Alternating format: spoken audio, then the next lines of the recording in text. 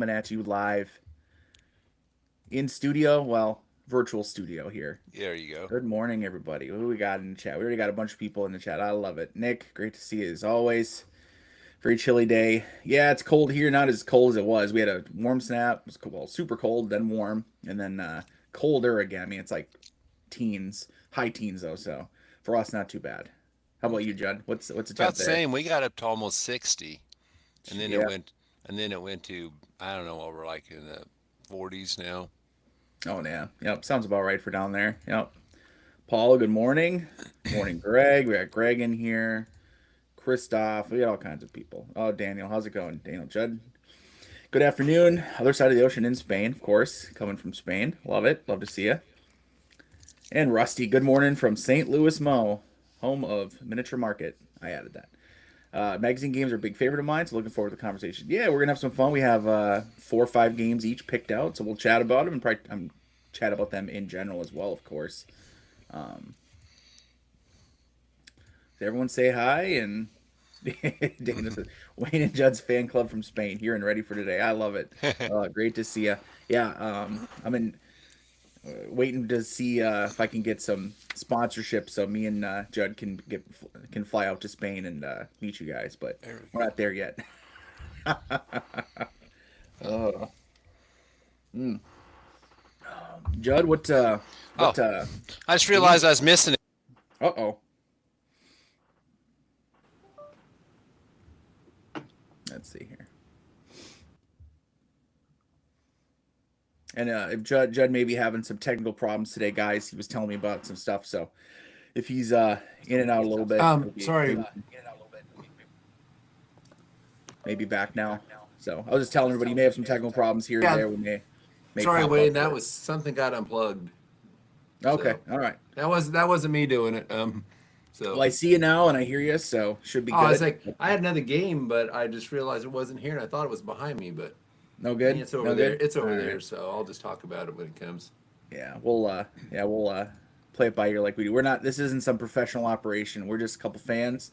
We like our war games, and that's what we do. So, um, what? So before we get into the topic of the day, what's some games on your table, Judd? What have you been up to? We've been playing because we missed show 2 weeks ago. I couldn't make it. I had to work overtime, and I just could not make it. So it's been a month. Jeez, a month. What have you been playing over the last month? So Anything? I still got Command and Colors Medieval set up on Mm-hmm. the big table, playing on that for a while.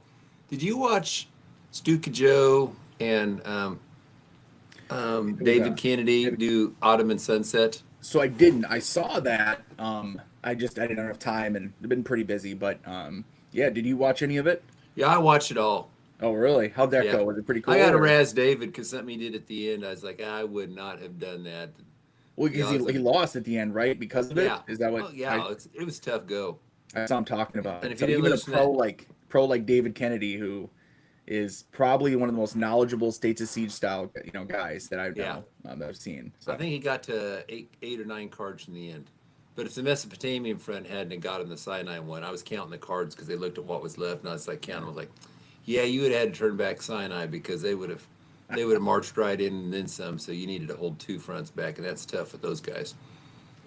Plus, Jose was doing him no favors with those die rolls toward the end. Um, but anyways, that got me really inspired. I was like, man, Ottoman's such a fun game, so I'm gonna get it back out. Usually, I only play it once when I do it, then put it up, move on to the next thing. But I was like, hey, I'll play that 2 or 3 times because I think there's about 3 cards in there worth memorizing really well, and that because David's like, yeah, I'm anticipating this card coming up and doing this for me, and it's like, yeah, I need to put that one in the memory banks because yeah, sometimes I'll save push that that. Mesopotamian front all the way back and then get that siege of Kut, and it's like, move them all the way back. I'm like, wow, I wasted all those actions.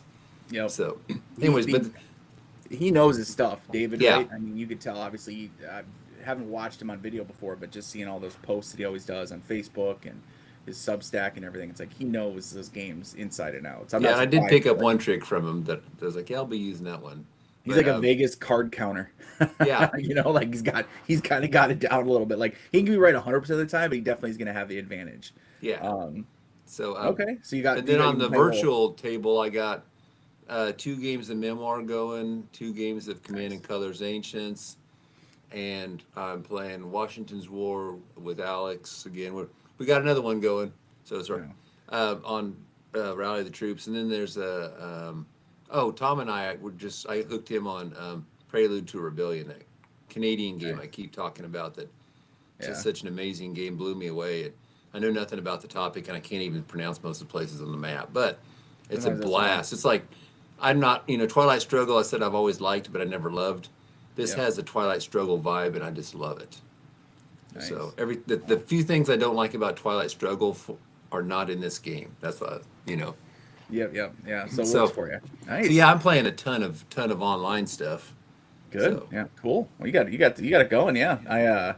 Let's see what I've been up to. I got a couple games. So I was I got into. I'm trying to remember if I had mentioned it the last show or not. How long it's been. Hold the Line Hannibal.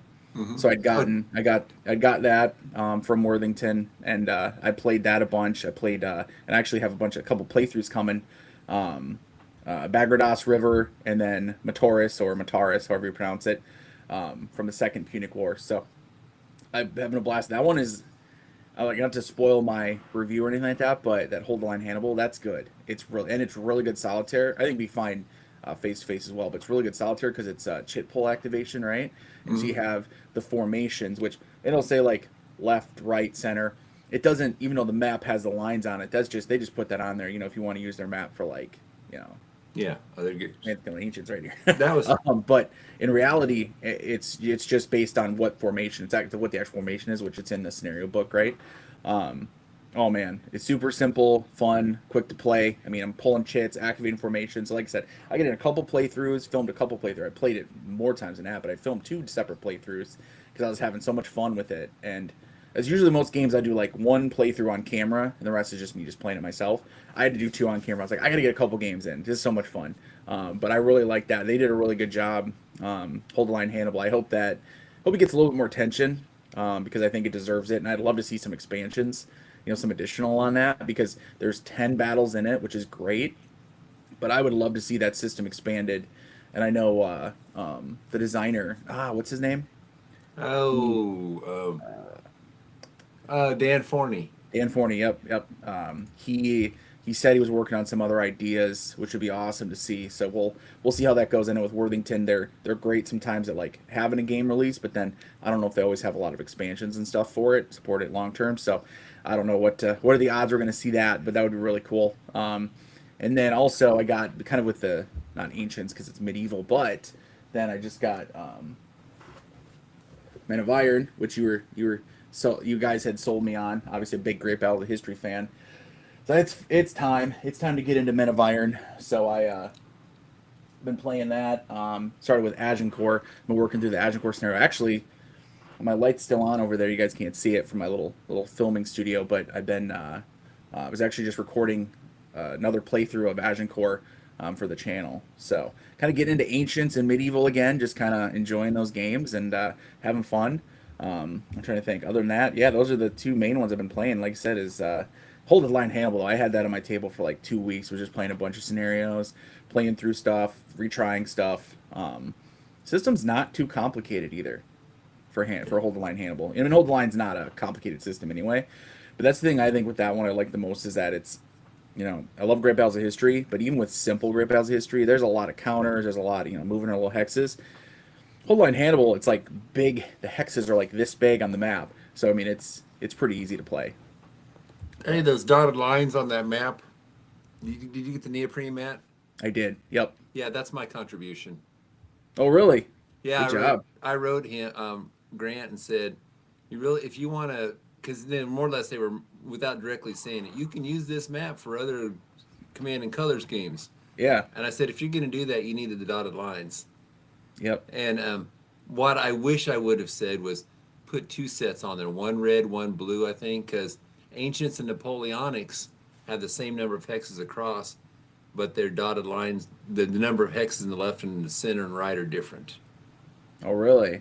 So, Okay. yeah, because I looked at all of my games. Okay, this will work with these games. Well, I think it was that, because I also looked at Tricorn, Memoir, stuff like that. And it's like, I think to get them all, you'd had to have three sets of dots. I'm like, well, some of these aren't really made for see. It's like if you'd have put a red and a blue on there, you'd have avoided the colorblind problem of red and green, and you would have had one that worked fine for both of them.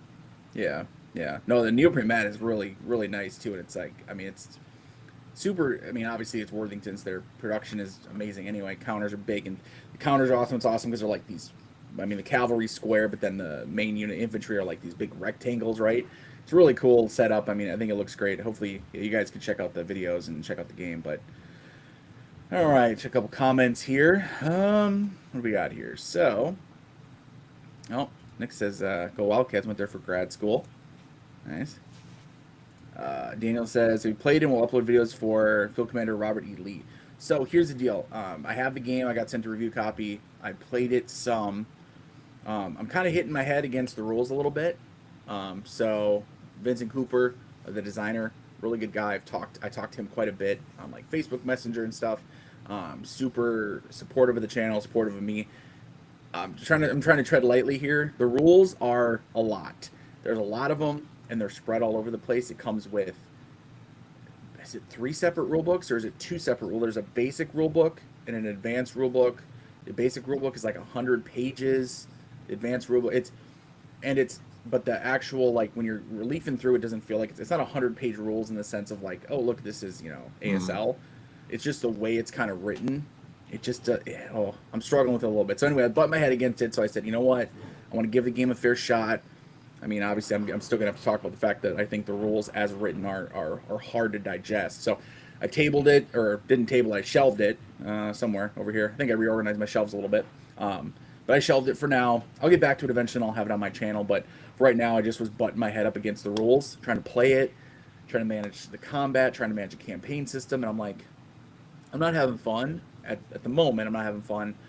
Let me give it a break and then come back to it. Because I like the Field Commander games in general.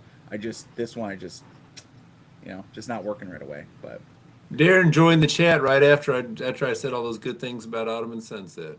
Good morning from sunny Well, and then he's talking about sunny California. Actually, we do have sun here. It's just cold still. Cold sun. Nick says, must you bring up the second Punic War, Wayne? I'm not sure I can resist a solitaire about that subject. Yeah, so it's a 2-player game technically, right? Face-to-face 2-player game. It just solos well because it's chip pull for the formations. And that, for me, Blind Swords, right? American Civil War, I can solo that, no problem. And no hidden information either. I mean, what you see is what you get, right? Jerry from Cardboard Commander. Good morning, fellas. Happy Saturday. Good morning, Jerry. Good morning, Jerry. Missed your show on Thursday. I was working. Let's see. Rusty says, just ordered Norman Conquest. Should be fun. Yeah, that's... so now I picked up... So with the P500, I picked up the Tri-Pack and then Purgatorio, the new game. But I was looking at Norman Conquest as well because I think that may fit more of what I like, style of combat and units versus even like Purgatorio. All right. Oh, Springfield, Pennsylvania. Threw me off as I was Springfield. I was going to say Battlefield Mall's still there. Yeah, I was like, Springfield, Missouri? Like, oh, you guys are talking about Springfield, Pennsylvania. I think it's there. I haven't been it was when we lived there. I haven't been there since I saw you. Yeah, well, and I was, when we moved away 3 years ago, it was there, so. Okay. Anyway, all right, fellas. Okay, so I think let's get to it. So, magazine war games. So before we went live, me and Judd were talking a little bit and saying how, like, he was talking about trying to remember his first one from what year was it? 82. About 82. It was a S&T game on Manila or Singapore. Okay. Yeah. Right. And it was, I never ended up playing the game and, did too much. And I was like 13. But anyways, I didn't even know anything about the topic, but I just thought the concept was so cool. A magazine in a game. Yeah. And a couple years later, I found a Wargamer one called Race to the Muse from the Battle of the Bulge. Nice. But didn't really play that either. I was starting to, it was about the time I was getting out of gaming and into driving, happened to a lot of us back in the 80s. Yeah. Yeah. I don't need to do this. Yeah, they don't have all those restricted rules on driving, man. You're 16, you're totally free. You're just having fun. I remember when I got into wargaming with Memoir 44, it was like the opposite. I was telling Judd this before we started. The opposite of like, it's like a big box with plastic miniatures. And then at one point or another, someone started talking about these magazine war games. I'm like, oh, this must be some old stuff that's not around anymore. And then I figured out, oh my gosh, no, they still make them. And when I first, and I know they don't have Modern War anymore, but when I found out that they had, like Strategy and Tactics, right? Modern War, and then is it another one, or is that what's the? What am I thinking of? Strategy. Oh, What? there's Oh, the World against War the II odds. one, or whatever it is. Oh, what are you talking about? Well, Okay. I mean, Decision Games, how they have like they had the three styles. They had Okay. Strategy and Tactics, Modern War, which they discontinued the Modern War line of magazine war games, right? And then the World at War, I think that's what it is, right? The Okay. World War II games. But anyway, when I discovered that, I'm like, whoa, there's multiple. And then of course, yeah, there's Against the Odds technically, although theirs feels like different, I think, than Yeah. Decision Games because it's more of like it's not consistent like monthly releases or anything like that. But anyway, we discovered all that stuff, and it's like that's a whole rabbit hole. But yeah, I picked out I think four. I have four that I picked out that I currently own that I really enjoy, that either I go back to or I want to go back to maybe. And then I've played a bunch, so I've had a subscription on and off. I don't have one currently, but I had a subscription to Strategy and Tactics for a while. It's actually, well, you can see a couple of those envelopes, couple of manila envelopes there for a couple games. One of them is that Eagles of Rome, which me and my ancients, I've really wanted to get into that, but I just haven't because there's too many games. There's games that too many games, buddy. All right, so Judd, you want to get us started with Sure. what you want to talk about here? You mean game? Start one. Yes, sir. Hit it. What do you got? This is one. It's one of my newest ones, even though it's from 1982. It's it's Strategy and Tactics NR90. I don't know what the NR stands for, but that's the issue. So this was the last issue that Strategy and Tactics put out while they were still part of. Oh, come on, help me. Was it? There's Avalon Hill and the other company Mark Herman used to work for. All those gurus. Not SPI. SPI, thank you. Okay. SPI, Yeah, okay. I just blanking Yeah, no on the problem. Yeah. Hey. Yeah, the last issue they put out with SPI. This is when I've talked about before. It's kind of shocked people, and I told them I'm not really into the GMT Battles of the American Revolution series outside of Saratoga because they're trying to cram everything into this one system, and it ends up not working. Yep. And the Monmouth game doesn't work. It can't even do what they historically did in that battle, which just annoys me to no end. I want the option, even if I don't have it. And the artillery rules won't let you park the artillery on Combs Hill and start enfilading the British side like they did. And I held on to it for nostalgia's sake because I really couldn't find another Monmouth game. I mean, there's that Big Beast by Clash of Arms, but I never tried it. But it was pricey dude at the time too. But I held on to it for nostalgia's sake for the map because I'd been to Monmouth Battlefield 2 or 3 times with my family on various trips up there. So, but then when this one came out, I'd read about it, and David Martin, he does a bunch of Civil War games, Gettysburg-based stuff. Did one with Avalon Hill. I blanked on the name of it, but he's done lots of Gettysburg stuff. But at the time, my last trip to Monmouth, he was volunteering on a volunteer group that would show up on Sundays. Oh, no kidding. And I was there, but I had to leave before he showed up at 1 because I had tickets to down in Philadelphia for the Independence Hall and couldn't miss it because I was taking the family there and only me and my daughter had seen it. But yeah, I talked to him and all this, and I saw this stuck because there's some games in this little locked room that they were in, and they were his games, and he's really a sharp guy. But he ended up making a game, and it's I was trying to think. It's based on a Napoleon game. I don't remember which one it was, but anyways, it takes kind of that system and applies it to Monmouth, and you really get the linear tactics very well. It had the map. It's not as pretty as GMT's, but it's still a good map.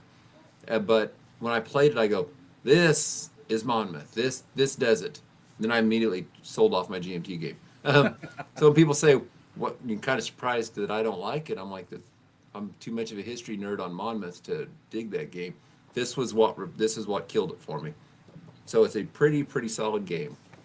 So Nice. anyways, that was my first one. Nothing. But it's not that hard to find. I mean, I think I haven't looked at the prices lately, but it's not very hard to find. So 2 things. Yeah, first off, a lot of these like magazine war games, you find them on Board Game Geek pretty easily. Yeah. Like I don't know why there's so many of them or so many available, but older ones, newer ones, whatever. I mean, you can find a ton of them. It's not like some of these games where it's like, oh, it's a Grail game, it's hard to get, or it's been out of print. Doesn't matter if it's been out of print. I don't know. They made so many extra copies or something. You can find a ton of these online. And people, because they're magazine games, usually they ship cheaper. And it's just I've picked up a couple over the years, well, more than a couple that I was like, man, I got a whole war game for $30 or $20 or one of them. I mean, I think I spent $7 on. It was like, this is a real game too for $7.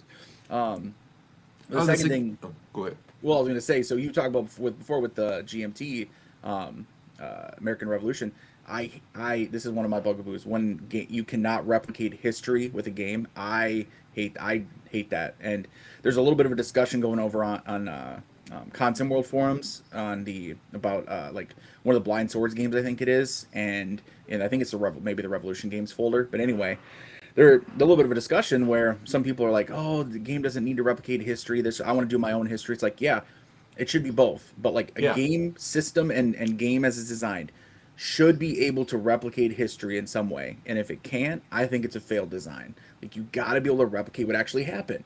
Now, I like there's options that, hey, you can do something different, maybe tactically or strategically, that'll change what happened historically. I don't want it to be on rails. But if you have a system where you literally cannot do what happened historically, what's the point? You're not learning real history. You're not replicating history. I mean, it just doesn't make sense to me. So that's my bugaboo. That's one of my bugaboos anyway. Somebody has a comment, Wellington. It did have the word Wellington in it, and I can't remember the name of the game the system is based on. It was pretty popular. The significance of when I said this was the last one that SPI put out, afterwards TSR, the D&D guys, yeah, they had bought them out, and I had heard the quality dropped afterwards. And Decision, I don't know, I've heard it's hit or miss because they don't develop them very well. I mean, some of the worst games I've ever seen rated on BGG or magazine games put out by S&T since Decision put them out. Yeah. Well, speaking of that then, so I'll cover one of mine.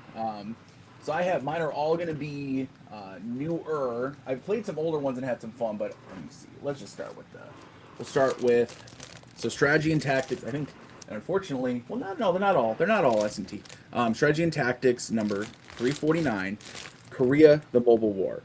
So this is a solitaire design game from our boy, Joseph Miranda. Mm-hmm. And the nice thing about this one, so it focuses on obviously the first part of the war. So actually, I think the full name is like 50 to 51. Yeah, 1950 to 51. So it's not the the almost like dang near trench warfare of later on or anything like that. I mean, very static, right? This is like when the initial attack from the north pushes the south back. Oh, almost going to lose South Korea. And then, hey, what do you know? Suddenly we have our, UN troops landing, which were, I think, something like 95% American, but whatever, UN troops. There was some other guys there, and the landing in Incheon, right, from MacArthur pushes them back almost to the point of like, well, we're going to take the north, and then China intervenes. China comes across the border, all that, and then push them back towards the parallel there. So all that's in this game. It's actually probably, out of all his games and that I've played of Miranda's games, probably one of the easiest. So you probably maybe want to do a couple house rules to make it a little bit harder. You just kind of maybe need to increase the Chinese intervention, make it more likely, because sometimes it doesn't happen for a while to the point where you basically you built up a massive defensive line of forces and entrenchments, and so even when the Chinese show up, it's like, well, no big deal here. Like, well, that's not really realistic. So. But for a magazine game, and to get Korea, which is not a conflict I think it's not a lot of games on, and then to have a solitaire design, specifically solitaire, so not even trying to play both sides. I mean, it's you against the system. I think it's a really good game for what it is. Could have a couple things fixed, and most of these are like that. Could have a couple things changed, but overall, Korea, the Mobile War, S&T 349, which is, so it's only a couple years old. It says December of 24 on it, so just a couple years old. I'm a champion of this one. I really, really enjoy this one. Okay. So. Oh, I looked at that because I think a few of us are going a little crazy. Wellington's Victory is the name of the game that system is based on. So, anyway. Okay. All right. Okay. So Stuka Joe's in the chat. Hey, Stuka, how's it going? Stuka, we was just talking about you in that playthrough with Ottoman Sunset. His ears are burning. Yeah. I want to ask Darren. Darren, I disagreed with him buying the last reserve token. I said I would have taken 2 cracks at Mesopotamia, because instead of 1 crack, because he was like 9 cards from the end. I want to know what your thoughts are. I thought everything else he did in the game I agreed with, but that one I was like, dude, no, you're too close to losing. You're gonna base it on 1 die roll. At least take 2. So, side thing. Anyways. Side So note, yeah. my next plus if it is, I'm gonna really give Wayne a hard time. I mean, not David a hard time, because Yeah, he gives me endless grief about my lack of courage when I play We Must Tell the Emperor, because I never go for the knockout blow. I tried it once and it failed miserably, and I was like, enough of that noise. So my next game, this is from 1986. It used to be a little easier to find, but more, maybe it's because I keep blabbing about it. But I would recommend getting. I want to pay $100 for it, but if you can find it for $20, $25, go for it. It is Wargamer magazine. I don't even know if they exist anymore. Issue number 56. It's from 1986. Game is called First Team Vietnam, and it's the first battle where the air cavalry was in there. I'm not even going to try to pronounce the name of the river, I think it was, that they were fighting near. But anyways, because my Vietnamese is even worse than my French. Actually, better than French. I got a buddy who's Vietnamese, and he's taught me how to say a few words. Nice. And they're not dirty words either. But anyways, that's what you always learn from words too, yeah. the foreign exchange students always came over back in the day, and all you want to learn how to say all the cuss words in Teach another them language. cuss words. It's like, huh? Yeah. So, anyways, this game is a solitaire game. It's a unique solitaire. I've never seen anything like it, and it had lots of hype. I traded for this thing like in 2011. I mentioned I had that Race to the Muse game. Yeah. I traded it to a guy from Australia because shipping a magazine game wasn't too bad going overseas, especially back then. Yeah. So we swapped games, and it is super. I mean, you're the Americans. You've got all these cool resources, artillery, helicopters of various types, things like this. But you got to keep your guys supplied. They come in, they're very powerful, the North Vietnamese army. But you hit them, and they just slide back into the woods. I mean, back into not the woods, the jungle. And it's, oh my goodness. And they got their objectives they're trying to hit. I've always had a draw in the game. It's always like, dang, that one battle, if I would have just. But super, super game, very original. You look at the comments, you're not going to see bad comments. The only thing is, rulebook sucks. The reason the rulebook sucks isn't because he can't explain it. The layout's bizarre. It's like on this page, and then you're trying to figure out something very part of it. It's on the 4th page, but there's a solution to that. If you go to the BGG file section, I rewrote the entire rulebook. I was just gonna say, I bet you rewrote the rules there, Judd. Yeah, I know how you are. When you find a game you love, but you don't like the rules or how they're laid out, you will rewrite them and redo them. Well, it usually involved me being sick, and I had nothing to do for 2 or 3 days, so I'll just rewrite the rule book. Yep. So that's why during COVID I did the whole Napoleonics, where I put all the armies onto one card instead of Nice. all. I mean, every army in that game's on one front and back sheet. Easy What's to that read. decision game? Struggle for the Galactic Empire. You redid that whole rule book, didn't you? Yeah, That's and one I have on my both of shelf them are right the here. same reason why. I want to play Solitaire games should be laid out. Yeah. In order of the sequence of play. I agree. You shouldn't be looking at topics, because you can teach solitaire games almost. If you a quick glance at the rule book, then you just set it up and okay, I'm at phase 1. Let me look at the rule book. Do what it says. Phase 2, and then you got it. And then anytime you come back a year later and you're like, I don't remember this phase, you just look up that one thing. Yep. But it should always be laid out, and this was not. And this guy who designed this, he made an old task force game I liked a lot called City States of Arclael. It's like a fantasy war game. And that game was what got me to BGG. I was looking for it online. So he wrote good rule book, but boy, this one, it's just very confusing. But I fixed all that, and You took care of it. yeah. That's awesome. But anyways, if you can find it, and it's a little harder to find, maybe Noble Knight Your Hope, you can look on BGG. So also, this is one of my things. Go look for people who have it marked as for trade on BGG. Look them up and just say, hey, I don't got nothing to trade, but would you take money? Because most people are trying to unload these games, and cash is as good as game. Yeah. So absolutely. So yeah, that was that's my second game on the list. Very nice. Very nice. Yeah, well, let's see. Oh, what did Darren say about hindsight is 2020? Kennedy played very well. Them's the breaks. Yeah, I mean, Oh, he played a super game. Just yeah, when he got to the end, I was screaming, "No, David, 2 cracks in Mesopotamia, two don't do it. cracks! Come on, And you only got a 1 in 3 chance. At least take 2 cracks at him. You got a better chance uh, statistically." and like we were saying, I mean, David of all people, David Kennedy probably is one of the, I mean, I'd say one of the experts on many of these States of Siege games, especially the classic States of Siege style games that we're talking about, which obviously Ottoman Sunset is one of them.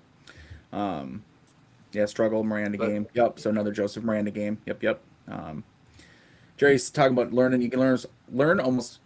You can almost learn all war games like that. I can't learn to read, but you can almost learn all war games like that. Well, good games that is. Yeah. So uh, like there was a card-driven games are discussion on difficult.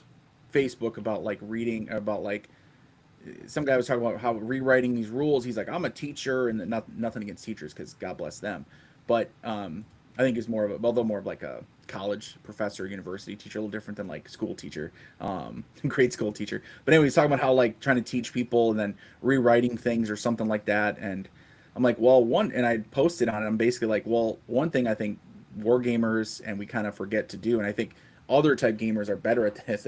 They'll set it up and like set it up first and then like learn as they go. We're gamers, we like to like read a rule book. There's a 40-page rule book or something, and we're like reading it just sitting on our couch. And then we're like, I don't know if I know how to play yet. I better reread the rule book. Or it's like, no, set it up. Now start working your way through it. Like you gotta have that repetition and you gotta have that physical action of doing something to build that, in your brain, that memory and that knowledge. Like you can't just sit there on your couch reading a rule book and go, "Yep, I got it. I can play it from." No, you can't. I doubt. There's no way. Yeah, But we like to do that. Because we like to sit up with our coffee or whatever, read a nice heavy rule book, or I got my iPad. I'll have it in there and I'm leafing through. What I do is I read through a rule book, just kind of check the topics, get a general idea of what the game is about and how to run it. Like what's the activation like, etc.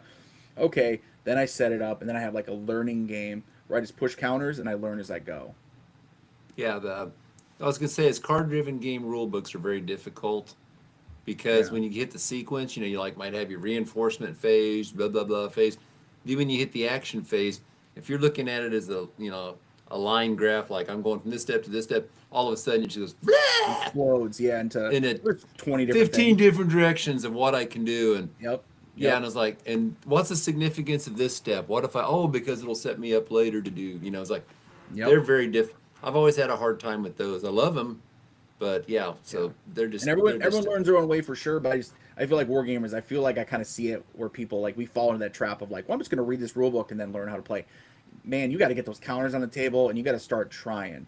And yeah. call your first game a learning game. I think it's the one thing too. War gamers, regular gamers, they'll like play a game 15 times. War gamers will like some of us will play it once and they're like, well, I played it. It's like you got to play it more than once to really get the gist of it. But anyway, all right. So my second one, I'm going to Ve Victus, so the French magazine. Wow, I've So never actually, they read did this. a version using Worthington's Civil War Brigade Battle Series, Cedar Mountain, Oh, cool. 1862. So this is, if you guys are familiar with Worthington's Brigade Battle Series, so high quality components. Obviously, this you're not getting a mounted map and big thick counters and all that. But what you're getting though is you're getting a smaller scenario, much more. And I would say that the other systems the rules are not heavy anyway. But that same rule set, but lighter, fast, even faster to play. At least because you just literally have a smaller map, fewer counters, all that good stuff. So it was really cool to me to see the Civil War Brigade Battle Series coming out from Worthington. I enjoy it. Me and Judd, I think we both do. Judd does as well.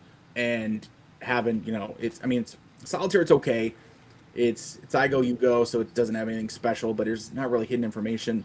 And I think the SP counters underneath can get a little fiddly at times. But overall, I like this series. I think it's a real good, like, fast playing American Civil War series. But just the fact that Ve Victus basically did a game, and it's from what's it? And I do not know Pascal 2P or Pascal Oh, Tokay. yeah, he does. If you've read C3I, he did Yep, yep. He's he done. did a couple of little solo games they threw in there. Yep. One So he's on got some experience doing some other stuff. So just really cool seeing this. So and you can get it, and the rules that come with it are in French, but you can download English rules from I think it's from their website, maybe from Board Game Geek, whatever. Check their website first. If not, check Board Game Geek. But so it's Vevictus magazine. So even though it's a French magazine, and the price, like even with international shipping, well, I should say it's a few. I got this a few years ago now, but when I got this, it's not like the shipping was crazy. I mean, it's a magazine, right? You ship it in an envelope, basically. So even international, I think even nowadays, shipping hopefully is not too bad. But anyway, Cedar Mountain, 1862, taking a system that we're seeing from Worthington, still active, still kicking butt, but you get an actual like smaller, sort of easier, faster playing version, I guess I should say. Mm-hmm. Oh, there's a comment on there about rules. Bruce, I was going to comment on this about the number of pages. There's a couple of things.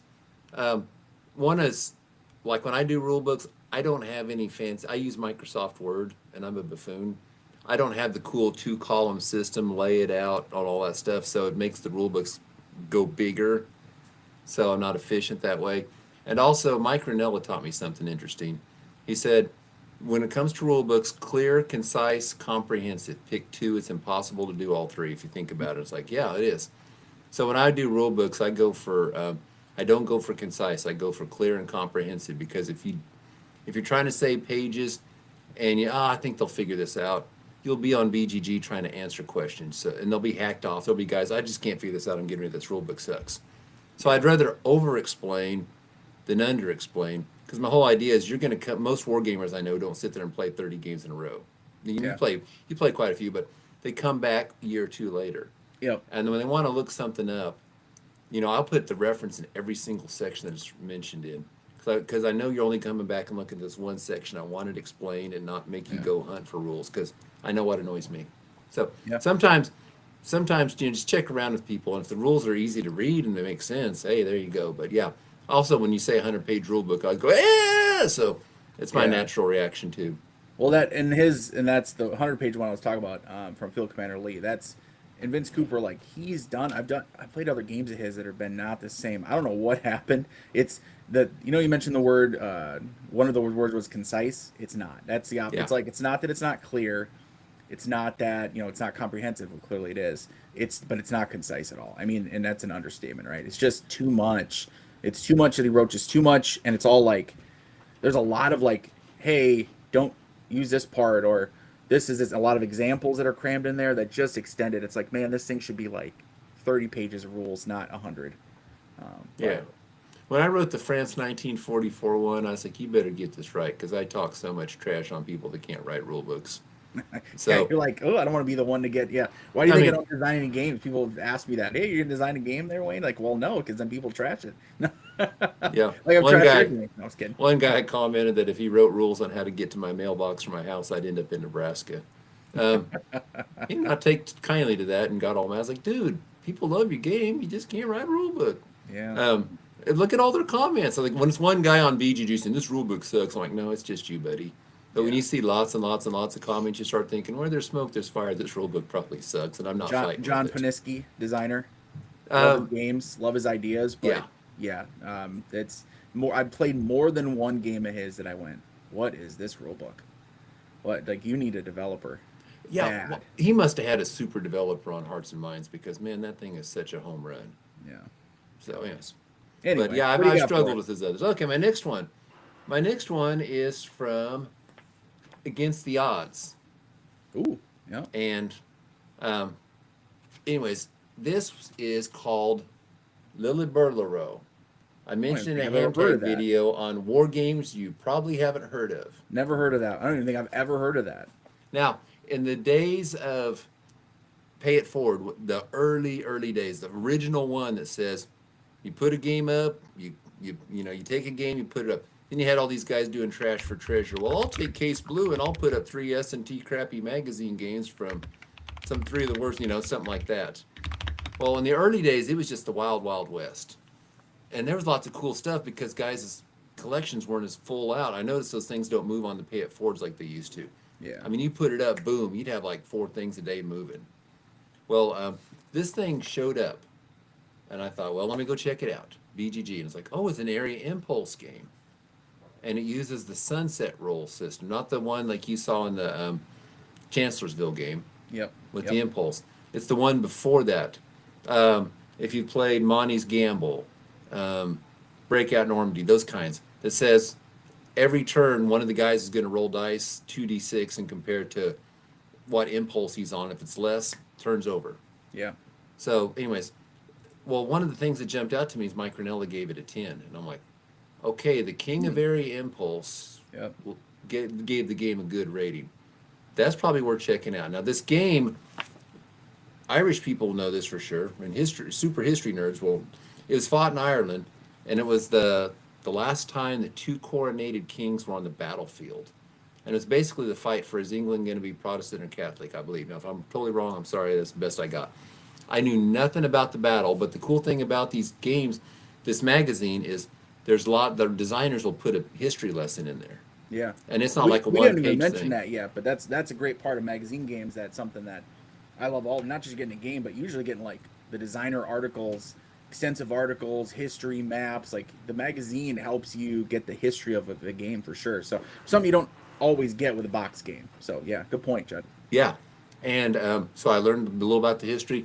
And basically, one side that had better cavalry, one side had a lot more infantry, but they had to cross this river that was tough enough to cross that the tide affected the river. That's kind of crazy. But yeah. And it had a lot of original ideas. Like most of those area impulse, you point to an area and everybody in that area activates. In this one, you roll a d6, add it to the leader if there's a leadership in there. If otherwise, it's your d6. Yep. Add it to your leadership rating, and you get to activate those guys. So leaders take on a more prominent role.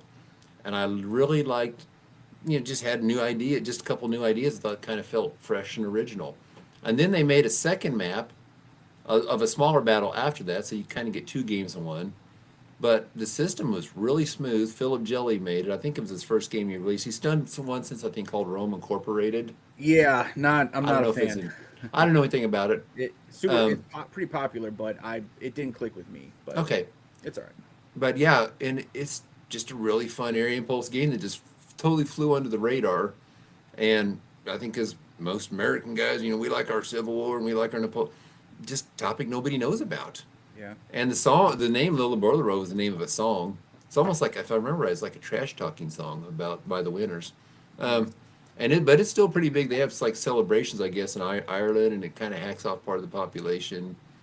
So the other half likes it. But anyways, pretty great game. And I don't think this one would be very tough to get if you like that type of area impulse. Because, like I said, it flew under the radar, so there's not a great demand for it. Yeah. But yeah, super game. Very cool. Very cool. If you want the issue number, you might even be able to yeah. get it from the company. It says number 40. Now I think they do like volume 1s or 2s or something like that. But you check it out on their site and see if they still have it. I don't have any Against the Odds magazine games in my little stack here. I only have two more games left. They're one's a World at War, one's Strategy and Tactics. But I do like. There's several of them I enjoy for sure. I kind of was looking through. I'm like, I'm not going to cover them. I feel like Against the Odds magazine, some of their games, I'm like, are you? Because I feel like online it seems like they have everything dialed in, but then you get the game and you start playing, you're like, like this could have maybe done a little more development. I don't know. That's just my opinion anyway. I feel like they have. Same could obviously be said for Strategy and Tactics and everything too. So. Yeah, that's a good one. Although my next two are not lesser known conflicts, but in fact, my very next one is going to be extremely well known conflict. But yes, you can get a lot of lesser known ones.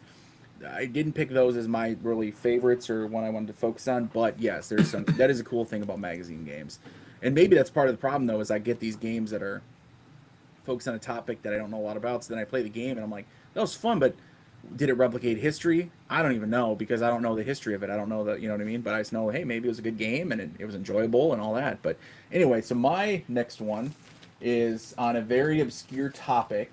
This is from World at War number 56, called Bastogne. So Joseph Miranda design. This is again another solitaire. So is the other one too. What do you know? A solitaire design game. The cool thing about this one is, and you can't. It's hard to tell. Here's part of the map. I have the map obviously in here. You can see the line. Ooh, what does that remind you of? Solitaire. There's a line that the troops are following. That's right, States of Siege style, baby. So it doesn't use that term anywhere, and it has some differences. It's a Joseph Miranda game, right? So it's very procedural, and there's like 16 steps. There's like 16 different phases and steps to go through. But if once you're rolling through them, I mean, they play pretty quick. Game's not short. It's not. I mean, none of these magazine games, I feel like, except for maybe Cedar Mountain, are that short. But you get Bastogne, obviously, everyone knows. But you get it's dedicated solitaire, States of Siege style. I mean, and the map is not attractive. It's boxes, greens, and then these circles on a nothing style map. Doesn't matter. I've covered it on my channel back a while back though, so the videos are probably kind of lame now, but that's all right. I play it myself. I try to play it every year. Come December, this is one of those ones I bust out, so that's why I'm like, I gotta include this. Way too much fun. Yeah, this was one of the, I won't say first games I got, because that's not true at all, but, so it's, because it's World at War number 56 from 2017-ish. I got it from, I think I got it from Noble Knight Games, maybe. I'm trying to remember. But anyway, really good solitaire game on this topic. There's many Battle of the Bulge games, many Bastogne games, but to have dedicated solitaire in a magazine, and it is like, I started playing it, and I'm like, wait a second, this is States of Siege. Cool, why not, right? And then you just start having fun with it, and next thing you know, you're putting out your artillery for defense, and the Germans are encroaching, and they're getting closer to Bastogne, and it's like, oh god, I gotta hold them back, because they enter Bastogne, game over, you lose. So, really good one. I don't know, I think it's kind of hard to find. I think there's some of these that are like expensive on the third part, like really expensive. I'd have to look it up, but worth getting to get your hands on it for a decent price. Like, I wouldn't overpay for it, but if you can get it for a decent price or get it in a trade, definitely check this one out. I'm not letting this copy go, though. This one's my baby. So, Cool. Bastogne. Oh, I didn't mention, this is a two-player game, but it solos perfectly. Okay. There's nice. no hidden information. So, anyways, so it's like most of those area impulse, you played them, almost all of them, except the ones with cards will solo. So my next one is another one by Against the Odds. I thought you might have this on your list. $50. Islands of the Damned. Oh, yeah. 2 games in one, and they are both cool. Yep. And it's oh man, I always remember his name until I hit the screen. It's the guy who made Fires in Midway. Oh, I don't know. Stephen Cunliffe. Okay. Yep. Oh, yeah. Anyways, 2 games. One you're at Wake Island. You're the Americans. You're on defense. The other's Peleliu. You're the Americans. You're on offense. Yep. The cool thing, the Peleliu game created the system that we all know from Revolution games and Mike Ranella, Manila, the Stalingrad game, the new Berlin. German one. It all comes. Because I was talking to him, I go, man, where'd you come up with this idea? And he said that game, and I was like, oh yeah, that's right, I have that game. And it's a little more simplified. Renella's game's a little better, but shoot, that Peleliu game has a 4-page rule book. Nice. And yeah. But I mean, if you know that system, you know this system. Yeah. The Wake Island one's a beer and pretzel dice chucker, and I have a lot of fun when I do my 30 days 30 solitaire game. When I used to do that all the time. Perfect game for that. Always made the list. That's on my shelf. It's down there. I just didn't dig it out. I was like, I'm not. Like I said, I just didn't go. I was like, I'm not. I left all the Against the Odds. I left them down there, and I got several of them. But I was just like, I'm not going to cover them. But yeah, good. I mean, great couple collection of games there for sure. Yeah, so. I mean, and they're both fun. That's so yeah. He went on to do another one using a similar to the Bastogne on the Germans attacking. Is in their annual. 4 Roads to Paris. Yep. But I always beat it because the game's too easy. I've been trying to figure out ways to make it tougher. But this one, these two are gems. Yeah, check it out. And I don't know what it's like on the secondary market. It's nothing like $100 or anything. But yeah, if you read them, they're pretty popular games. I mean, they're not the final say so on either topic. But I don't see a lot of Wake Island games also, so that was kind of neat. Mm-hmm. Yep. I had seen those covered, those games you talk about there. I think by when Derek who runs the Solitaire Wargames Facebook group, when he did his like single-handed warfare channel. He's actually uploading videos. I remember seeing him covering that, and I was like, man, these are pretty cool. And then what was I going to say? I think that's what got me. Yeah. Yeah, I think I learned the Wake Island game watching him. Yeah, I was like, man, this is pretty cool. I was like, man, that was when I didn't see a lot of solitaire games being covered on YouTube and stuff, and that was one of the inspirations that led me to start a YouTube channel. But all right, well, I only got one left, which is good because I know we don't have a ton of time, guys. I think I forgot to mention at the beginning we don't have a ton of time. Did I lie? Do I have two left? No, that's a new one that I'm not covering. But just to hit, someone mentioned it earlier. This is not part of my official list because I haven't even played it yet. But the newest strategy and tactic, CENTCOM, Persian Gulf, 2001, 2003. This is a solitaire design one. It just came, brand new release. Can't wait to check that one out. Not on my list here, but I'm excited to check it out. But anyway, all right. So my last one for the list here, strategy and tactics, number 299, and I covered this one on my channel kind of recently. Actually, I feel like it wasn't the beginning of this year. It should have. It was last year. But anyway, First Crusade, 1097 to 1099. Talk about, I love ancients, then I love medieval. I love the Crusades. Like, I love the warfare, the idea behind it. The history is so rich.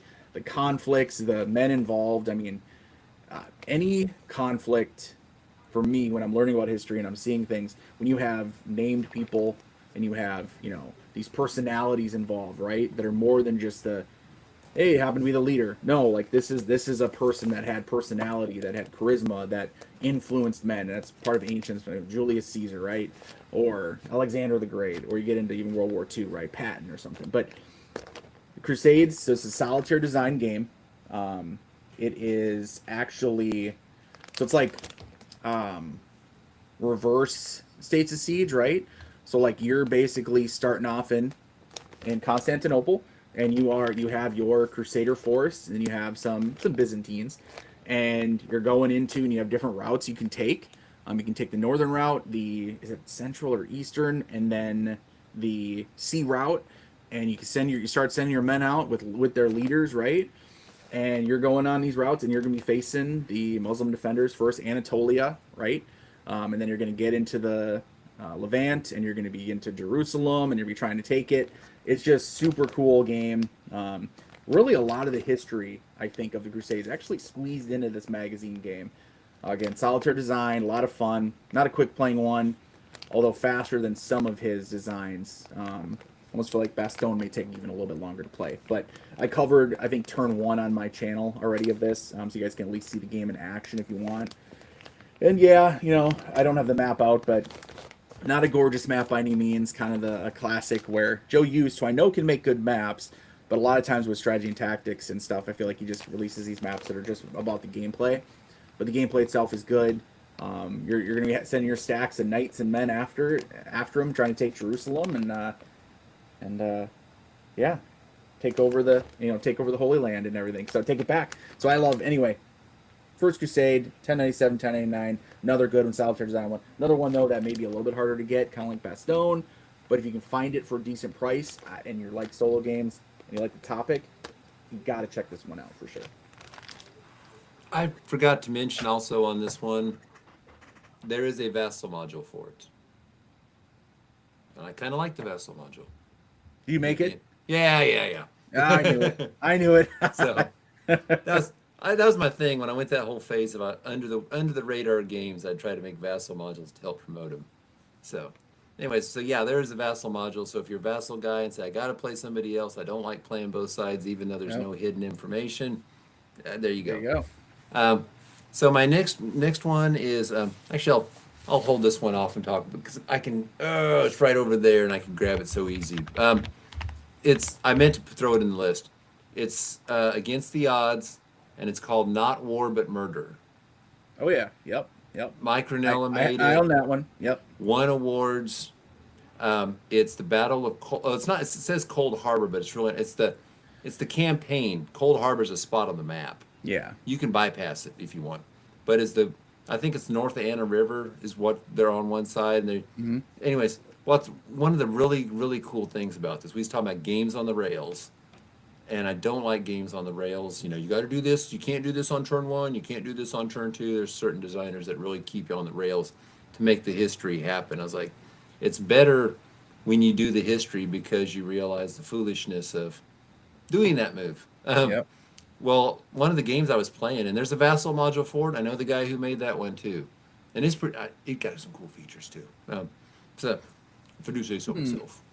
Um, no, but basically they're kind of parked up right just north of little ways of Richmond, and the Confederates are very entrenched, kind of Yep. like Cold Harbor.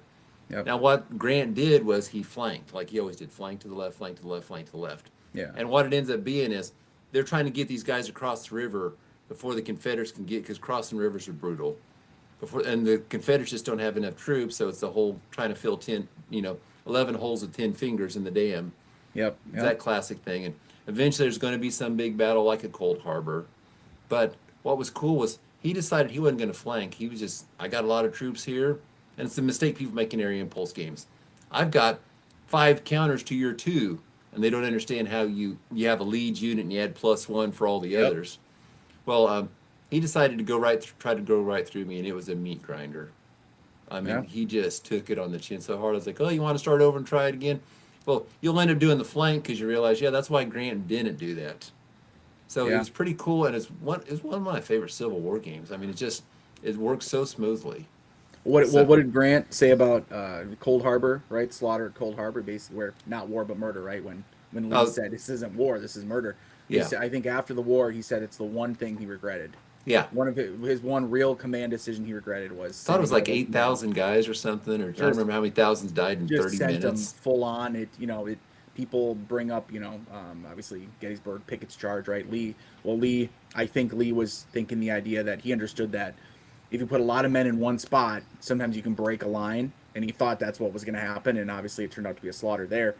Same thing out of Cold Harbor, for whatever reason, Grant said, send them, and it was not war but murder. And so he, after the war, I read that he regretted that. He said that was his number one thing he regretted was sending those men at Cold Harbor. So and guys were pinning their names to their backs so that way they could identify their bodies. Like they knew they were done. Like, this is over with. But one guy wrote in his journal, he put the date and he goes, "I died." It's like sad because they all knew what Grant didn't know. Happen. Yep. Yeah. So, anyways, I should have had that game out here because that was one of their best games. It won the Charlie Award. Yeah. That was probably Renault's first big game. I don't know if whether Monty's Gamble or that came out first, but yeah. And that started the trilogy series, which was Birth of a Legend, which is the 7 days campaign, and that one you did the video of with the Chancellorsville. The first one's still the best one. It didn't click with me at Chancellorsville. I didn't particularly enjoy it, which is I like a lot of Mike Renella's designs. Obviously, I've covered many of them on my channel. But that one, for whatever reason, I just played it, and I'm like, and I played it again. I'm like, I don't think so. And one of the things was I forget what it is. I always forget the term for it, but when you are basically refreshing every unit to act again, I'm like going through a whole turn, and then you have to refresh them all, and suddenly it's like, so I'm reliving this turn. Yeah. Like, I already did it. Like, I already felt like I spent the men. Like, that was during that turn, they accomplished what they accomplished. Now they should be exhausted. They should be done.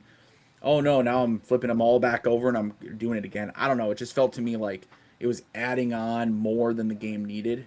Like, it was more work instead of fun and strategy and all this. It was like just work of like pushing the counters and doing this. It's like, I don't want to refresh it. I want to move on to the next turn, then go ahead and go from there. But anyway, that was the momentum system works better in his smaller footprint games. There's not as many units to flip. But when I got 75 units suddenly go from exhausted to fresh and are ready to go again, I'm like, I just did that. I just did everything. Because to me, I feel like you kind of have your shot, and that's especially American Civil War, most wars, but American Civil War is like those men would like they have a what do they call it? They have like a lifespan. They have a, you know what I mean? They have like you'd send them in a battle, and you read anything you read about the American Civil War. It was like, because you have only so many bullets. These are men that are standing in the heat and they're firing and they have so much time, and then they're done for the day, basically. Like, they're spent. They're not, you can't just keep using them. They're not tanks. You just put more gas in and they just keep going. So I felt like it kind of it made it a little unrealistic, and it just also was kind of a drag playing it, because I'm like, All right, so now this turn's still going, and now I have to reactivate all these areas and all these men again. Like, oh, it's not even fun at that Yeah, point. the other two games use the sunset die roll. It doesn't use the momentum system. Yeah, The old that's right. classic Sunset, one, like yeah. like the But Libero uses. see you, But Charles. Get Charles got to go. there's a pretty cool thing in there. Like if you have a leader and you Mhm. activate the leader, he gets to activate all the guys in his group. In his area there. No, Or not all the guys in his area. All the guys that belong to him under his okay, command. So if gotcha. you have mixed units, you're not act. I think there's one where you can do like +1 other unit. It's been a bit, but Yep. yeah, the vassal module I basically have where you click the leader and it lights up all the guys, puts a little halo around all the guys that you have out. But if you don't and you activate an area, I think you only get to do 1 unit. So it puts an emphasis on leadership, Yeah. and that was Yep. kind of a cool idea. You hadn't seen a whole lot back then. But No, for anyways, sure. so my last one I have on here. Yep. Couldn't really do one of these without a C3I. Well, I should have. I didn't think of it, but I should have thought of it. Yeah. And Should've yeah, the thought way I got into C3I was I made the Vassal module for Waterloo. I think Mark Herman had asked me if I could do something so he could use them for screenshots in his game. Yep. And then yeah, Rogers ended up sending me like 5 copies of C3I. Jeez. Yeah, one of them was Wakefield, which is a Men of Iron game. It's kind of a Same with one-sided Men lopsided. of but Iron one, yeah. that Yep. hooked me on Men of Iron. I was like, oh wow. So, but yeah, this one is South Pacific. Mark Herman. It is Empire of the Sun, small section of the board. You know, you got this Jerry? whole big section. Jerry of Cardboard Commander, pay attention to this now, Jerry, if you're still watching, because this is what.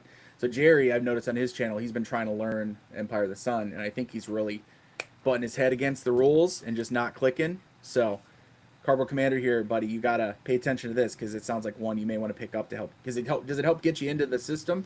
It's not a beginner game, but I'll tell you about how it works. It's easier to play the game, not learn the game, because all the rules are there. Okay. People think it's like an intro game. It's like, it's not like basic and advanced rules from Avalon Hills days. Yeah. It's all there. It's just It's the using rules. a portion of the map. Normal turn you have 7 cards. I think in this one you have 3. And the idea is he's saying abstractly using the other 4 cards for the rest of the map that's not in this game. We're looking at a certain, because you could run the Solomon's campaign in Empire of the Sun as part of what you're doing. So it does that, and it has, I don't know, it has like 4 or 5 turns in it. But it's all the concepts of Empire of the Sun are there. It's just easier because you don't have so many cards. It'll play a lot more quickly. Yeah. The best introduction to Empire of the Sun in my book is the Burma game. And the reason why, Okay. it's called, I forget what it's called. This game's a lot more fun. But Burma is the China-Burma-India theater. And the reason is it barely uses any naval. So you take Oh. almost a third of the military actions out of the game. They're there, but you barely use them. So it's mostly the air and the ground, and it's just kind of a slug through for that. This introduces all of them. It's going to be heavily naval. Okay. So, anyways, Is it in the new Empire of the Sun? Is that what it looks yeah, like? they've Jerry's all been saying? folded into it. Okay, so if you They're all- buy they're the all new Empire of the scenarios. Sun, it actually has those C3I. Yeah. Okay. Oh, cool.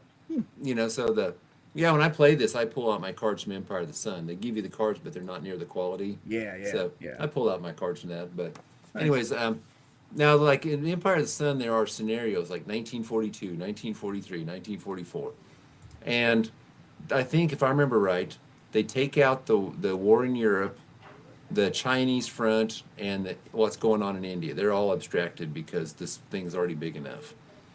And to me, I like those options. Even if I don't use them, I like the idea of having the options. Yep. And this one has those options in there. So that's why I like this one. So plus it's not 1 year. It's like end of 1 year, next 2-3 turns it's like a 4-turn game or something. I don't remember, but it splits in the years where the Solomon campaign happened. But it is a great way to learn Empire of the Sun, where you're not playing this game that's going to take a beginner a zillion hours, or it seems like a zillion hours. Because when I first played, I was playing a guy in Vassal. I'd spend an hour looking at the board before I make a move. I mean, I was just like, what Wow. do I do? Yeah. So this one is like a lot easier because you're fighting over just a tiny part of the map. So it's beginner for learning the strategies of the game. It's not a beginner for learning the game. Okay. Okay. But and if you want to, I say if you want to learn the game, Ben Harsh makes great videos. Harsh Rules, he made some great videos on it. And then there's also a certain nerd who made a Vassal 24 Vassal files that will teach you the game. It talks about what all these different units do, what you do with this, how you do this, strategies, plays for my actual games, what I did. Gives you an Very nice. overview. You just got Great to be resource. Nice. you just got to be sitting there willing to hit the open it up, next, read all my comments, Yeah. and then somebody else took my because I did the first edition, and somebody else updated it for the second edition, but used all my text, and that was cool. That's how it should be because all the other versions since have used the different counters. I mean, Yeah. from Gen 2. So, Okay. so yeah, those there, and then I made a bunch of resources on how to run an offensive, and I mean, it's just step by step. It's 8 pages long, but it includes everything, stuff you're probably not even going to use. But if you just follow step by step, you will run an offensive correctly, which is the whole purpose of the game. Then I had like newbie errors in the reinforcement phase. Here's 5 errors that newbies make, and here's the first one, and here's the rules reference so you can see. Because I made almost every one of those errors when I was learning it. We've all been there. We've all been Yeah. there. That's for So sure. like there are Yep. plenty of ways to learn this game, and I would advise just rather than just sitting down and reading the rule book and trying to give it a go, watch everybody else and see how it goes. And it's like, oh, I see what this is doing. Yeah. Yeah. So Sounds like the type of game that I've never gotten in Empire of the Sun. Like all things, it's always some other game that so you haven't gotten into yet or haven't whatever reason. It's just there's so much out there, which is awesome. So much awesome games Yeah, and content that one day maybe I'll do it. I'm sure I will at some point. But as of right now, hey, I got enough big heavy games and stuff I'm busy with. So, but one day for sure. now my game's Fields of Fire. I wish somebody would sit down and teach it to me because I do not want to read that rule book. I got that new deluxe edition that they said had the new rule book and it was a lot easier to learn. I didn't even open it. I had it from my shelf for a while, and I just said, you know what? And we've talked about this a little, Judd. We've talked about it on the channel here on our show. Is that, and I don't want to speak for you, but I know that I like when it comes to really heavier games, in depth lifestyle games, if you will. Mm-hmm.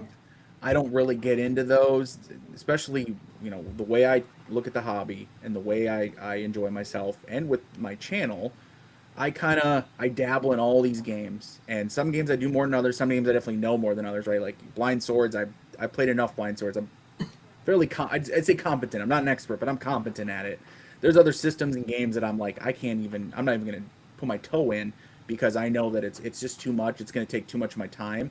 And I like to play different types of games. Look at all these shelves. Look at the games we talked about, right? Like I don't want to just play one or two style types of games, right? I want to play all of them basically. So Yeah. Older I get, the less my tolerance for complicated games. you're like, no, I don't think so. Get off my lawn, Oh. AB. I got 250 rule books bouncing around my head right now. Yeah, yeah. Yeah, no, Wayne is not ASL's target demo. Well, I watched one or two of their shows over on MMP's their YouTube channel, and no, that's lifestyle stuff. There where they talk about all the stuff with ASL. That's like people who play ASL, they go to tournaments, and I'm not saying it's all they play, but that's clearly, yeah, that's not something I'm interested in at the moment. Nothing wrong with it, just that's not where I'm at in my hobby. One thing I was going to comment on, somebody was talking about prices of games. Oh yeah, Rusty, which we brought this up while we were talking Rusty, but we should note magazine affordability. You can find many S&T and Command issues for $7 to $15 each at Noble Knight. 6 ones last fall only paid $10 shipping. Yeah, so I mean, if you go on, depending on the game, I mean, some of the ones I pointed out, I'm like, you can't find Crete. I didn't talk about that one, but that is another solo one. You can't. Good luck finding that. First Crusade, good luck finding that one. Bastogne, I think I just saw a copy on sale for $50. I was looking while we were talking. I mean, I don't know if I'd pay $50 for it. I like it, and I'm gonna keep it. I wouldn't sell it for $50. I'd need more than that to sell it. But yeah, some of them though out there you can find for sure. You can find for like cheap. I mean, you could buy a stack of magazine games for $5, $10, $15 each maybe. So you can get yourself, for $50 instead of getting one game. Or a box game nowadays that's $80, $90, $100. You could probably get 5 or 6 magazine games if they're a little bit older. There's one I always wanted, but it's been out of my price range since I've been looking at it however many years ago. It's called A Week in Hell, The Battle Away. and it's that French magazine. I Oh, the think it's- Victus, right? I don't think it's Victus. Oh, another one? Is there another one? But it's a I don't remember. I can't remember the name, but it's, yeah, phenomenal artwork.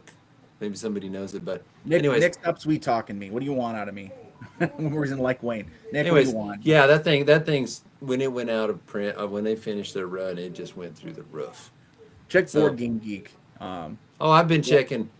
Remember, I'm the guy that spent $200 yeah, bucks on a Terminator expansion to look for Yeah. for like 3 or 4 years, but that Well, was just a. But yeah. I think it's a solo game, but it's super high. It's supposed to be one of the best Vietnam games made.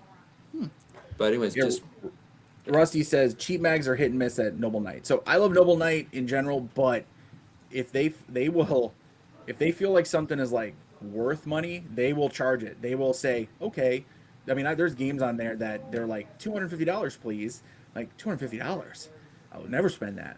I mean, maybe somebody does, and that's why they offer them for so much. But that's why I would say instead of, I mean, Noble Knight, yeah, you know, you can look, but if the prices are really high, check the Board Game Geek marketplace. I have a lot of Yeah. luck buying off people there. Or as Judd said, even if someone listed as check owned, so check the game, who owns it, and then and if they want it, if they have it for trade, or heck, even if they just have it for maybe, you know, I don't know, send them a message out of nowhere. I mean, don't message 500 people asking them for their game, but message somebody maybe that has it up for trade or something and say, hey, you mind? You're interested in selling this at all? I really want, and just tell them, be like, and I'll do is I'll give them a little like personal, like I'll say, hey, I really want to get into this. Like when I got my Command and Colors Ancients, I was like, I messaged him and I was like, hey, I really want to get into Command and Colors Ancients. It's been years. I've heard about it. I want to get into it, you know, blah, blah, blah. And I was able to pick that up for pretty cheap, actually. I mean, like $50, and it came with actually has a 3D printed insert inside of it, which by itself is worth like $50. So I was like, cool. But yeah. Oh, no, I looked it up. It's Battles magazine. I'm not sure they're French. The artist is. I think the artist is French. oh yeah, it sounds. But I think it's like foreign. I think it's from Europe, isn't it? Battle magazine I'm guessing. must be, because I know what you're talking about.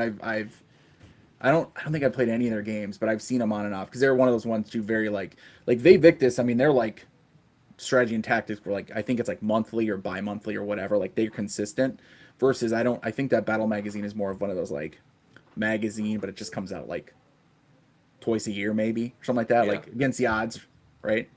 Yeah. So So. Judd, That's- what do you think, buddy? Should we wrap her up? Yeah. Judd's got plans. I got My plans. dad just rang the doorbell. See, I'm gonna have to get going. Perfect. Got a All visitor. right. Well, good talk, everybody. Great to see you guys. We'll be back in 2 weeks. Oh yeah, good turnout. Thanks everybody for showing up. Thanks for chatting with us. Yeah, we'll be back in 2 weeks, and one of these weeks we'll have another show where we go for 2+ hours, and we're gonna have a lot of fun. But I had fun today talking about magazine games. Judd, anything else you want to cover quick? When Wayne publishes this video and it goes on YouTube, Oh. go down in the comments. Give us ideas for future episodes. Yeah, listen to him, please. Not just in the comments here while we're live, but as soon as I We publish can't here, see and- those. As soon as you close this thing, I can't go back and look at them anymore. Yeah, so don't even worry about that. Comment afterwards on the video, those comments that stay there forever, and comment and say ideas for future videos. But otherwise, yeah, we're done here. But all right, everybody. Well, until next time, see you guys.